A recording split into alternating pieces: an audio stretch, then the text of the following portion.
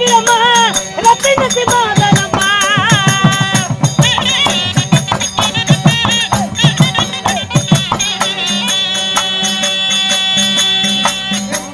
சுத்தி மதில் கோவிலம்மா ரத்தினத்தி மாதனம்மா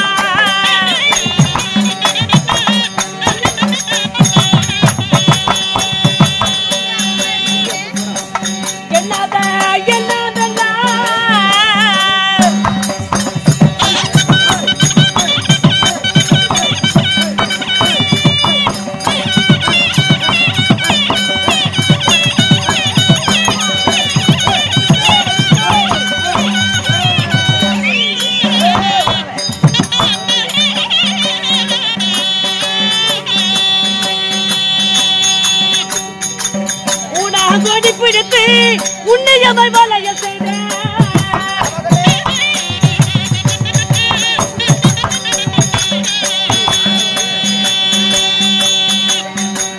உனா கொடி பிடித்து உன்னை அவள் வளைய செய்த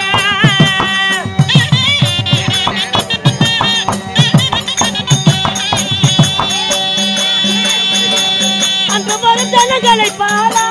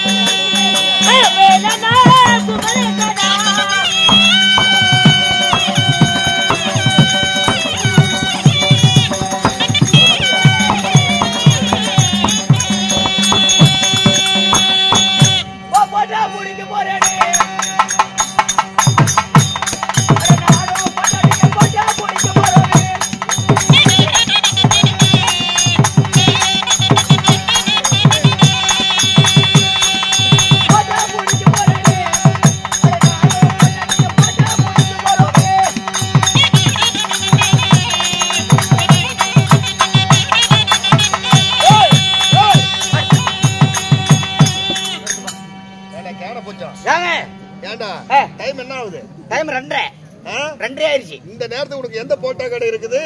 நானும் என் பொண்டாட்டி போட்டோ பிடிக்க போறேன்னு பாடுறீங்க. அட இத கேக்குறீங்களா?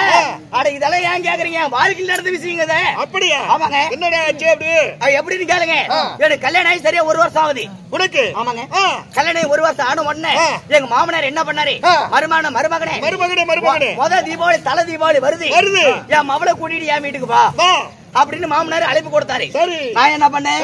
சரி மாமனார் முதல் தீபாவளி வர சொல்லி இருக்கிறாரு. போன நகை நட்டு ஏதாவது எடுத்து போடுவாங்க.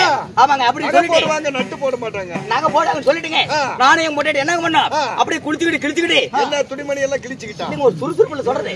அப்படியே குளிச்சுக்கிட்டு புது புது துணியை போட்டுட்டு வேற எங்க வந்து இறங்குறீங்க? நம்ம எடப்பாடி பஸ் ஸ்டாண்ட் வந்து இறங்குறோம். சரி எடப்பாடி பஸ் ஸ்டாண்ட் வந்து இறங்கின உடனே எங்க மாமனார் வீட்டுக்கு போறதுக்கு பஸ்ஸுக்கு வெயிட் பண்ணிட்டு இருக்கிறேன். சரி அப்பதான் என் பொண்டாட்டி ஒண்ணு சொன்னா, ஆமா மாமா எங்க அப்பா வீட்டுக்கு போறதே போறோம், நம்ம 2 பேரும் சேர்ந்த மாதிரி ஒரு போட்டோ எடுத்துட்டு போலாம். திரும்பி வரமோ என்னமோ அங்க செத்து போயிருவாங்களா? நீ தானே சொன்ன போறதே போறோம்னு. இல்லங்க நான் எங்க மாமன் அப்பா வீட்டுக்கு போறதே போறோம். அப்பா வீட்டுக்கு கல்யாணத்துல கூட ஒரு போட்டோ எடுக்கல. நம்ம 2 பேரும் சேர்ந்த மாதிரி ஒரு போட்டோ எடுத்துட்டு போலாம் அப்படின்னு பொண்டாட்டி கேக்குறா. அப்பா வீட்ல ஒண்ணு மாட்டலாம், நம்ம வீட்ல ஒண்ணு மாட்டலாம் அப்படின்னு என் பொண்டாட்டி கேக்குறா. நான் என்ன பண்ணேன்? சரி புது பொண்டாட்டி ஆச்சு, ஆசை தடுக்க முடியுமா? என்ன முன்ன வேணான்னு சொல்ல முடியாது சொல்லிட்டு வேற போட்டோ ஷூட் கடவுள போயிட்டுங்க. கடைக்குள்ள போன உடனே நானே என் பொண்டாட்டி ஒரு போட்டோ எடுத்துங்க. எவ்வளவு பெருசு எடுக்கிறேன்னு நினைக்கிறீங்க? என்ன எல்லாமே எடுக்கிற மாதிரி ஒரு குடும்ப போட்டோ எடுத்துறப்ப நானா பிச்சைக்காரனா? அதுக்கு மேல பெரிய போட்டா? அதை விட ஒரு 10க்கு 10 எடுத்திருப்பியா? நானா பைத்தியக்காரனா?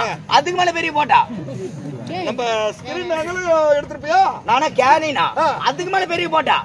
அதுக்கு விட மேல சினிமா போஸ்ட் விட அதோட பெரிய போட்டா? அதுக்கு மேல என்னடா போட்டா? எவ்வளவு பெரிய போட்டா? Passport size. பாஸ்போர்ட் சைஸ் அவ்வளவு பெருசா சொல்றேன். வசதி தகுந்த மாதிரி தான் எடுக்க முடியும். சரி, அந்த போட்டோ வாங்கி சோப்புல போட்டுட்டு பஸ் ஸ்டாண்ட் வந்து நின்னேன்.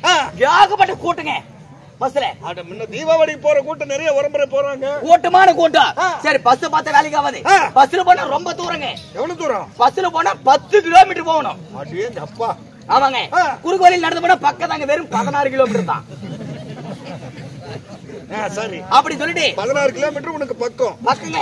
10 கிலோமீட்டர் தூரம். ரொம்ப தூரங்க. பஸ் சுத்தி வரதுனால 10 கிலோமீட்டர் சுத்தி போகணும். நம்ம காட்டு வழியில நடந்து போலாம் பாப்பலன்னு சொல்லிட்டு பொண்டாட்டி கூட்டிட்டு போயிட்டு இருக்கேன். பாதி வழி போன உடனே என்ன பண்றீங்க பொண்டாட்டி? ஐயோ மாமா, எடப்பாடி வந்த உடனே நிறைய சாப்பாடு வாங்கி கொடுத்துட்டேன். வாங்கி கொடுத்துறீங்க. கண்டது மிண்டது எல்லாம் வாங்கி கொடுத்த உடனே வயித்து கலங்கிருச்சு. அப்பதான் நான் ஒண்ணு சொன்னேன், பிள்ளை நாம என்ன பஸ்லயே போறோம், நாம போறது காட்டு வழி போயிட்டு இருக்கோம், போய் அந்த மாதிரி ஒரு மறைப்பா உட்காந்துட்டு வா அப்படின்னு சொல்லி அனுப்பி விட்டுட்டுங்க. இவ்வளவு போன இடத்துல ஒரு பெரிய ஆலமரம் இருந்திருக்குது. அந்த ஆலமரத்துல இருந்து இலை போறோம் காஞ்சி கீழே விழுந்துருச்சு. அந்த இலைக்கு அடியில நல்ல கை பெருசு ஆமம், இவ்வளவு பெரிய ஆம இருந்து பெரிய ஆம இருந்திருக்கு. இவளுக்கு தெரியல. இவ இங்க இருந்து போன உடனே அவசரத்துல அந்த ஆமை மேலே வச்சுட்டாங்க. அந்த ஆமை என்ன பண்ணுது? குண்டு பண்ணி அவசரத்துல என்ன பண்றது? அந்த ஆமை என்ன பண்ணிருக்குது? அந்த பீ சூடு யாரு சரசரா நவுந்திருக்குது. அப்படியே நவுந்திருக்குது. இன்னும் இவ என்ன பண்ணிட்டா? இலையோட நவுறுது. பின்னாடி நம்ம சத்தம் கேக்குது. அப்படி இவ பின்னாடி திரும்பி பாக்க அந்த ஆமை போக அந்த ஆமை மேல இருந்து பீயும் போயிட்டே இருக்கு. சரி, இவ அங்க இருந்து கத்துறா, ஐயோ மாமா ஓடியா, ஐயோ மாமா ஓடியாங்கறாளே. எனக்கு ஒரு ஆச்சரியம். அட என்னடா நம்ம பொண்டாட்டி பாத்ரூம் போனாலே ஏதோ பூச்சப்புல வந்துருச்சாட்டு இருக்குது. ஏதோ கால் சந்திர பூத்திருச்சாட்டு இருக்குது. என்னன்னு போய் கேட்கலாம்னு சொல்லிட்டு ஏப்ல கூப்பிட்டுன்னு போய் கேக்குறேன். அப்பதான் என் பொண்டாட்டி சொல்றா, மாமா அங்க பாருங்க நான் பேண்ட் பீ நடந்து போகுதுங்கறாளே. நானும் மகர அந்த பீ போய்கிட்டு இருக்குது. எனக்கு ஒரு ஆச்சரியம், என்னடாது இந்த ஆம நினைப்பு உனக்கு இல்ல? எனக்கு இல்ல. அப்பதான் நான் ஒண்ணு சொன்னேன், பிள்ளை உலகத்திலேயே தமிழ்நாட்டிலேயே யாருக்கும் கிடைக்காத அதிசயம் உனக்கு கிடைச்சிருக்குது. யானு கேளுங்க, உனக்கு பாத்ரூம் கட்டலாம் சொல்லி 1.5 லட்சம் ரூபாய் பணம் வச்சிருந்தேன். இதுக்கு மேல பாத்ரூம் கட்டுற வேலை மீதி. யானு கேளுங்க, அவ பீத்த நடப்பியாச்சு எங்க போட்டாலும் நடந்து போயிருது. எவத்து போட்டாலும் போகுதுன்னு சொல்லிட்டு போலான்னு மாமனார் வீட்டு கூட்டிட்டு போயிடுங்க. மாமனார் வீட்டு கூட்டிட்டு போன உடனே சாப்பாடு எவ்வளவு சாப்பாடு கறி விருந்தோட அத்தனை சாப்பிட்டு படுத்து தூங்கிட்டு இருக்கிறோம். கரெக்டா 11 மணி நைட்டு 11 மணிக்கு எழுப்புறாளே, மாமா எழுந்துரு மாமா எழுந்துருக்கிறா. மறுபடியும் என்னடி சாமத்துல தூங்க விடாம எழுப்புற, என்னாச்சுன்னு கேக்குறேன். மாமா எனக்கு மறுபடியும் பிய வருதுங்கிறானே. அப்பதான் நான் தூக்கத்துல தான் நான் உஜாரானே ஞாபகம் இருக்குல்ல. நான் சும்மா சாமானத்துல விடுறவனா இல்லங்க, நான் சாமானப்பட்டாளா? நான் என்ன பண்ணேன், பிள்ளை ஓம் பிய தான் நடப்பியாச்சு, அது நடந்தே போயிரும், நீ நடு வீட்லயே பேளு அப்படி நடக்குது. அது பீத்த நடந்து போது நம்மளுக்கு என்ன அது போயிருன்னு சொல்லிட்டு நடு வீட்லயே பேளு நீட்டுங்க. இவ்வளவு நடு வீட்லயே இவ்வளவு பீய பேண்டு வச்சுட்டான். அவ அந்த பக்கம் அந்த பக்கம் பீய சாண்டல. அந்த பீ இப்பதான் போவோம் அப்பதான் போகணும் பாரு, பீ போன பாட்டு காணும்.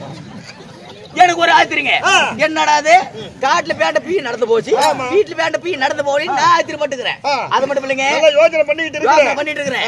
அது மட்டும் கிடையாது, தீபாவளி அன்னைக்கு நைட்டு 1 மணிக்கு மேல எங்க மாமனார் வீட்டுல பொட்டி பத்தல வச்சு பஜனை பாடுவோம். பஜனை பாடுறது எங்க மாமனாரும் மச்சாரும் பொட்டி எடுத்துட்டு வராங்க. பீ வேற நடு வீட்டுல கிடக்குது, பார்த்தா அசிங்கமா போயிருன்னு சொல்லிட்டு ஒரு மாதிரி சாப்பாடு வாழையில எடுத்து வந்துருந்தாங்க. ஒரு 3 வாழையில எடுத்து பீய போட்டு மூடி விட்டு உடனே மாமனாரும் மச்சாரும் வந்தாங்க. அந்த பீய சுத்தி ரவுண்ட் கட்டி உட்கார்ந்தாங்க. என்னையும் உட்கார சொன்னாங்க. பொட்டி மத்தாலத்தை அவுத்து வச்சுட்டு எங்க மாமனார் என்ன பண்ணாரு, மருமகனே நீ முதல்ல ஒரு ராகத்தை போடு, ராகத்தை விடு அப்படின்னாரு. நான் என்ன பண்ணேன், நீ என்ன ராகம் விடுவ?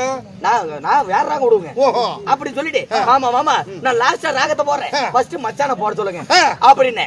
எங்க மச்சான் பொட்டி ஓடிட்டு எப்படி ராகத்தை போடுறாரு, அங்க இருக்கு தாய் தானே தெரியல, இவ்வளவு ஆயிரத்தம் போறாரு.